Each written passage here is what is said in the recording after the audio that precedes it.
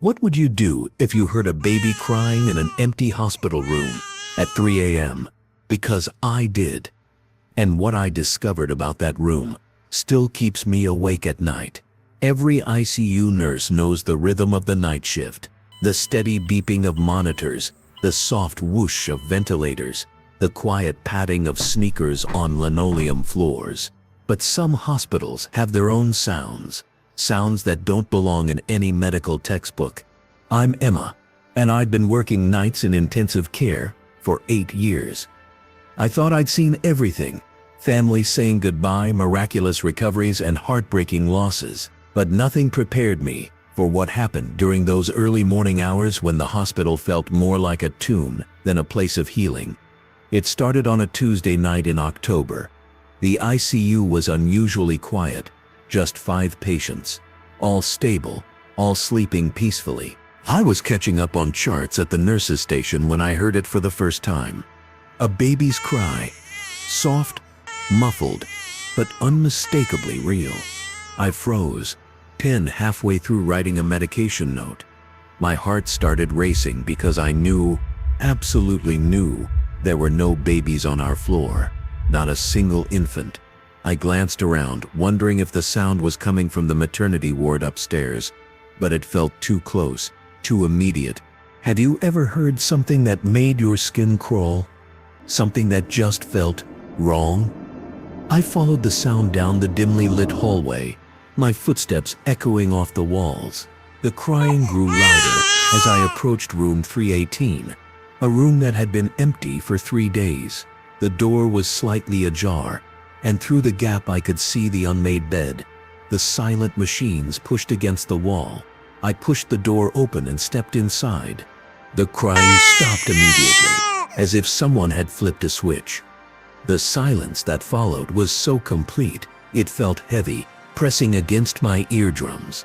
I stood there for what felt like hours, but was probably only minutes, waiting, listening. Nothing. But that wasn't the last time I heard it. Over the next few weeks it became a regular occurrence. Always between 2 and 4 a.m. Always from room 318. I started asking the other nurses if they'd noticed anything strange. That's when Lisa, one of the day shift supervisors, pulled me aside in the break room. Her face went pale when I mentioned the crying. "Emma," she whispered, glancing around to make sure we were alone. "You're not the first person to hear that." She told me about Marcus, a night nurse who'd transferred to another unit after claiming he heard babies crying for weeks. About Rebecca from housekeeping, who refused to clean room 318 alone anymore. About Dr. Peterson, who mentioned hearing phantom sounds during his late rounds. What would you do in this situation? Would you investigate or would you try to forget about it? But Lisa saved the worst part for last. 6 months ago, she said room 318 had been occupied by a young mother named Jessica Williams.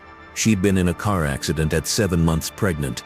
The medical team managed to deliver her baby, a little girl they called Hope, but both mother and daughter were fighting for their lives.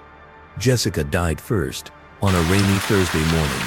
Hope held on for another week, tiny and struggling in the NICU upstairs. When she finally passed, the staff was devastated. It was one of those cases that stays with you, that makes you question everything. I felt ridiculous, like some amateur ghost hunter, but I needed to know the truth. At 2:47 a.m., it started again, but this time, it was different. The crying wasn't just the sound of a baby, it was the sound of a mother's grief, deep and heartbroken and desperate. And through my phone's speaker, I could hear something else. A woman's voice, barely a whisper. Where is she? Where's my hope? My hands shook as I played back the recording. The crying was there, clear as day. But the voice was something else entirely. I ran to the nurse's station and pulled Jessica Williams' file. There, staring back at me from her ID photo, was a young woman with kind eyes and a bright smile. The same voice I'd just heard calling for her daughter. I never worked another shift without thinking about room 318. Some nights I'd hear the crying and I'd whisper, "She's safe now, Jessica.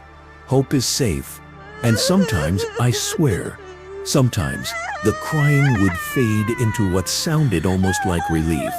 The hospital administration moved me to the cardiac wing after I filed my incident reports. They said it was for better work-life balance. But I knew the truth. They didn't want to deal with a nurse who heard dead patients calling for their children. Room 318 is still part of the ICU. Other nurses have reported the crying, but most are too afraid to speak up. They don't want to end up like me. Transferred, questioned, looked at like they're losing their mind. But I know what I heard. And sometimes, on quiet nights when I'm driving past the hospital, I wonder if Jessica Williams is still there, still searching, still calling out for the daughter she never got to hold. Have you ever experienced something in a hospital that you couldn't explain?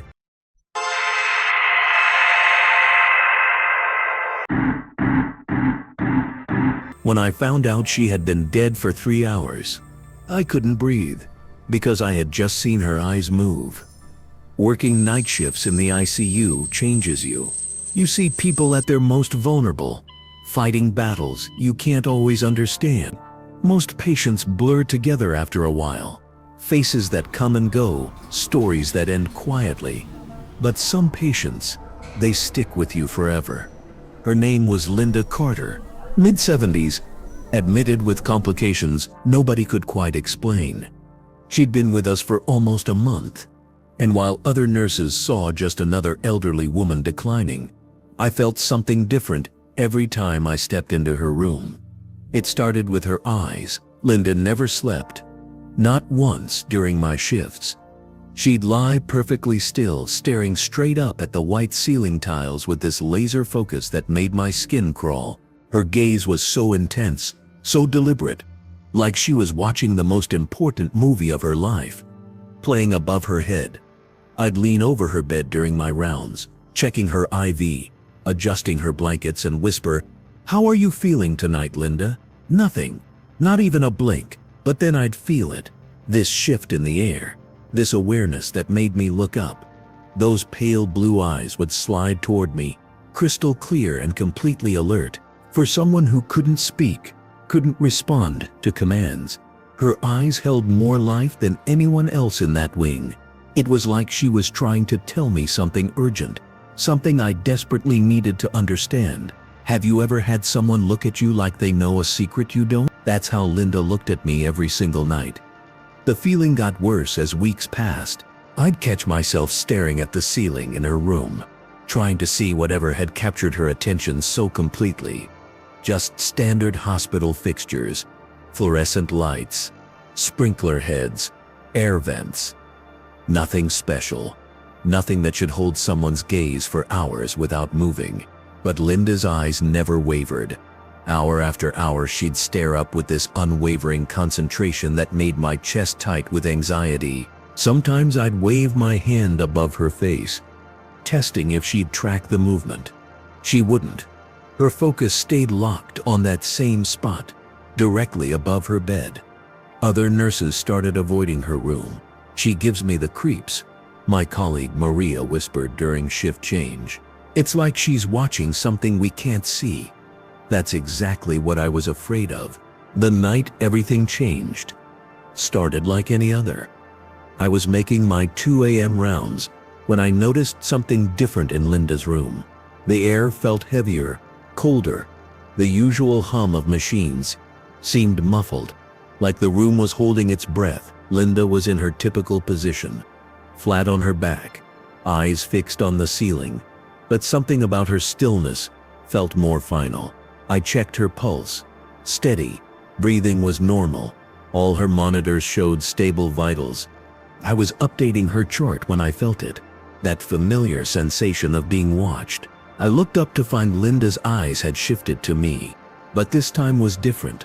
This time there was urgency in her gaze, almost panic. Her lips parted slightly, like she was trying to speak. I leaned closer, my heart pounding. "What is it, Linda? What are you trying to tell me?" For the first time in a month, she blinked. Once, deliberately. Then her eyes moved back to the ceiling. That's when I saw it. A shadow. Not from any of the equipment, not from the hallway lights. This shadow was moving across the ceiling tiles directly above Linda's bed, shifting and changing shape like something was walking around up there. I blinked hard, convinced I was seeing things. The shadow was gone. But Linda's eyes were tracking something, following an invisible path from one side of the ceiling to the other, back and forth, like she was watching someone pace. My hands started shaking as I grabbed my phone to call the charge nurse. But when I looked up again, Linda had gone completely still, not breathing still. Her eyes were wide open, fixed on a spot directly above the foot of her bed. I ran for help, but we were too late. The doctor confirmed Linda had passed sometime around 2:15 a.m., right when I had seen that shadow moving across her ceiling. What haunts me most is what the day shift nurse told me the next morning. She said Linda's room had been acting up for weeks. The temperature would drop randomly, equipment would malfunction for no reason, and several nurses reported feeling like someone was standing behind them when they worked in there. But here's the thing that still keeps me awake. They moved another patient into Linda's bed 3 days later, and within hours she was doing the exact same thing, staring at the ceiling with that same intense, unwavering focus, like she was watching something none of us could see. I transferred to day shift after that. I tell myself it was for better work-life balance, but honestly, I couldn't handle walking past Linda's room anymore. Because sometimes, late at night, when I drive past the hospital, I look up at those third-floor windows and wonder, what would you do if you could see what they're watching? Leave me a comment below. Have you ever felt like you weren't alone when you should have been? Some things are always watching. The question is, are we ready to see them back?